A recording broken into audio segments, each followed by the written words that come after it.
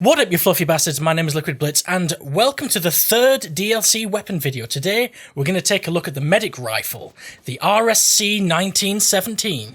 Today, you and I are going to embark. Why am I talking like a pirate? Arr! Today, we're going to embark on a voyage through multiple sections. First, we're going to look at a very basic weapon history, because if one thing is lacking from games like this, it's realism and actual facts. Secondly, and this is what you're all here for, really, we're going to go into a detailed ass stats comparison. Ass stats? And you're going to see all these stats on screen. Now, for the previous two DLC weapon videos, I compared the weapon in question to all the most similar weapons. Like, for example, the Ribby Roll Factory, I compared that to other factory weapons. Same with the Shaoshat, but this time round for the RSC 1917, following the advice of someone who left a comment on one of my videos, I'm going to compare it stats-wise to basically to the best and most used, sort of most common medic weapons, rather than the most similar. Then, finally, last of all, as usual, I'll do a little summary of sort of like pros and cons for the RSC 1917.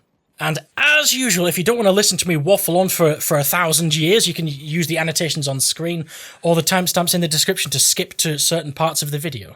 Anyway, without further ado, let's get on it! First of all, the weapon history. Now, I'm not going to go into a ridiculous amount of depth. This isn't a history lesson, so I'm going to try and keep this short. The weapon, better known as the RSC 1917, its full name was actually the Fusil Automatique Model 1917. This is Italian. Why am I saying it? It's pronounced like an Italian. A pizza. This is le French. Le crème d'oeuf. Ah, oui, oui, Anyway, enough weirdness. This weapon was actually produced in 1917 and 18 only, but it was actually in service. It was used between 1917 and 1926 only by the French army. Now, to the best of my knowledge, to the best of my Wikipedia research, this weapon was disliked by the French troops because it was too heavy, it was too long, and generally too difficult to sort of service when fighting, in the trenches and so on. And that was largely because of the next point. Apparently, prolonged use weakened the bolt returns. Now, I'm no expert on weapons, so this is beyond me, but apparently it was something to do with the diameter of the gas port was too small, so it led to things generally ballsing up. And you basically had to clean out the rifle, apparently, every 100 shots or so. But to do so, you needed to actually unscrew a part of the weapon and actually dismantle the weapon. And if you're sort of in the trenches, on the front lines, you cannot be doing with dismantling your weapon every 100 shots. So this is not very useful in the trenches. No, sir. Anyway, this was theoretically replaced by the RSC 1918, or its proper name is the MLE 1918 RSC, which corrected most of the problems of the RSC 1917. It was shorter and lighter, the gas system was greatly improved, it used a better magazine system apparently, it was proven to be even more accurate than the Lebel rifle and the RSC 1917. To be honest, it sounds like it's a shame they didn't put the RSC 1918 in the game instead, but the reason it's not is because they started production for this weapon in November 1918, the end of World War I, so that's why it's not in the game. So, the RSC 1917 it is. Anyway, that's enough history. And that's all the history I could find. So let's move on to the stats comparison. Now, as with the previous DLC weapon videos, since the difference in stats between two variants of a single weapon are usually, the difference is usually only like one or two stats, i.e. the factory and optical versions of the RSC 1917, I'm only going to list the stats of one variant, the factory, and I'll simply mention when the optical is different. Now, the weapons I'm comparing the RSC 1917 to are the Mondragon Storm, the Selbstlader Marksman, the M1907 SL Sweeper, and finally the Autoloading 8 Extended. The Mondragon Storm is widely regarded as the best all-rounder. The Selbstlader Marksman has, in my opinion, the most visually clear sight, and it has a large mag size, so it's great at sort of medium-range multi-kills. The SL Sweeper, in my opinion, is just an all-round beast for close range, which is ideal for sort of healing and reviving teammates in the thick of battle. And there is a small sect of people that swear by the Autoloading Model 8 Extended as being the greatest weapon to grace mankind. Though personally, I've got to admit, I don't really like it that much.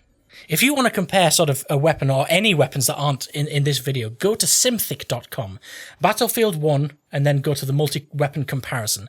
And it lets you sort of list and compare 5 weapons stats side by side. It doesn't get any easier than that. And that's where I get all of my information from. So if you don't want to listen to me, just go direct to my source, simthic.com. I'll put a link in the description. Anyway, if you're happy to stay and listen to me rant on forever, let's get on it! Now the first stat, damage, is possibly the most important for the RSC 1917 because it's so fucking huge! Following the trend of the other DLC weapons, the RSC's damage is absolutely enormous. It has a max damage of 53. Even its minimum, 38, is only just lower than all the other weapons' maximum damage. It's the same story with the Ribby Roll and the Shusha. Huge, sexy damage. Now, if you thought the damage was huge, wait till you get a load of the next stat, the range. Let's go through them in order. 27 to 52 meters is the Mondragon Storm. Again, 27 to 52, 18 to 39, and 11.5 to 32. And the RSC has 44 to 59 meters. Now, I've rounded a couple of those values up or down, just so that the lists literally stay nice and thin. But as you can see, the RSC 1917, 44 meters to 59 meters. This means it does its maximum damage of 53 all the way up to 44 meters. That is unheard of. That is insane. That is hardcore. And that leads us nicely into the next stat, which I haven't included in the previous two videos. Bullets to kill and time to kill, both for vanilla. Now these stats change, of course, depending on your range, depending on how far away from your target you are. And because of that, I'm going to use two examples. Close range, which I'm just using an arbitrary number of 11 meters, and medium range, which I'm going to call 40 meters. Now, I've pulled those numbers out of my arse. They're just arbitrary values, really, which I deem to be close range and medium range. I could have chosen any distances, but I'm going to go with 11 and 40. First of all, bullets to kill. Now, you've got a number, then a slash, then a number. First number is close range, the second number is medium range. How many bullets it takes to kill. As you can see, the Mondragon and the Zeltslater 1916 both kill in 3 bullets at any range, which is one of the main strengths of those two weapons. But the RSC 1917 only needs 2 bullets to kill. 2! Up to 44 meters! Now the next stat.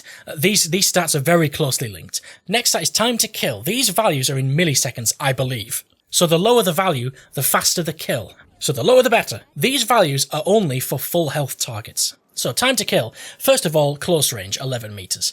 Let's do them in order. 481 milliseconds, 549, 421, 351, which is very good. That's the auto-loading 8 extended.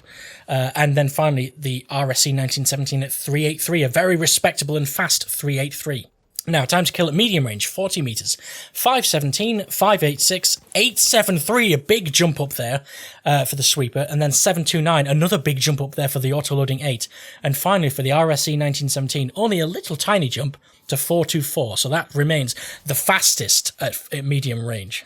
Keep in mind that the values here for the Mondragon, the Zeltslater, and the RSC 1917 are only slightly higher now because of the tiny amount of extra time it takes the bullets to reach the target. Obviously, it takes a small amount of time for the bullets to travel an extra 30 meters.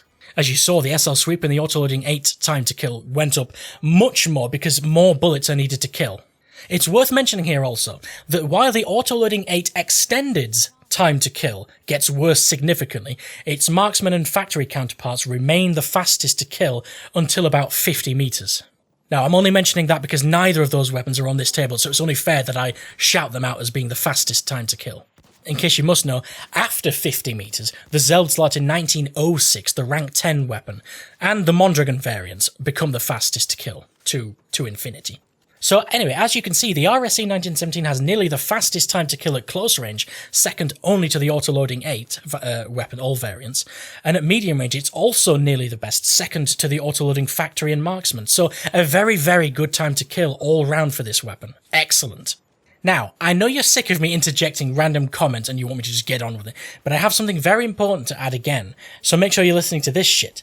Just because the auto-loading extended has the fastest time to kill at close range, and the auto-loading factory and marksman have the fastest time to kill at medium range, do not make the mistake of thinking, oh, that means the auto-loading is the best medic weapon, period.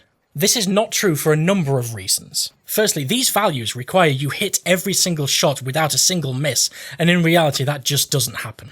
Secondly, it requires that you shoot the weapon as fast as it can shoot at its maximum fire rate, which is difficult with a faster firing weapon.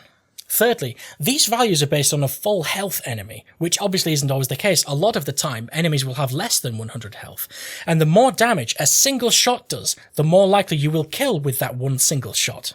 And the RSC 1917's damage and range is so huge that even without the fastest official time to kill, you will actually find in reality you get more kills because each shot does so much more damage that you will one-shot far more enemies than with a weaker and faster weapon. Anyway, now that I've bigged this weapon up, let's shit on it a little bit and discuss some negatives. First of all, fire rate. Let's get these on the screen. 257, 224, 299, that's nice and fast. 359, that's really lovely and fast with the auto-loading. And for the RSC 1917, 163. As you can see, this is a pretty shitty rate of fire. It's slow as balls. And balls are the slowest of all things. So, despite its huge damage and range, it's slow enough that if you miss one or two shots, you're essentially screwed. The next stat and the next negative, mag size. Mondragon has 10, Zelbslaten 26, SL Sweeper 21, auto-loading 16, and finally the RSC 1917 at a good old measly shit 6. Actually, the mag size is 5, plus 1 in the chamber.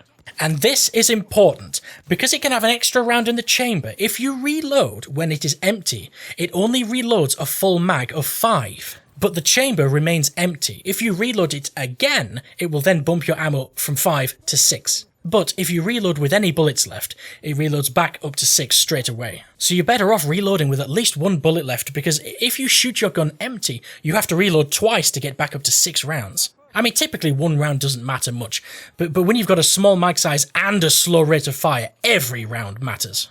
Anyway, moving on.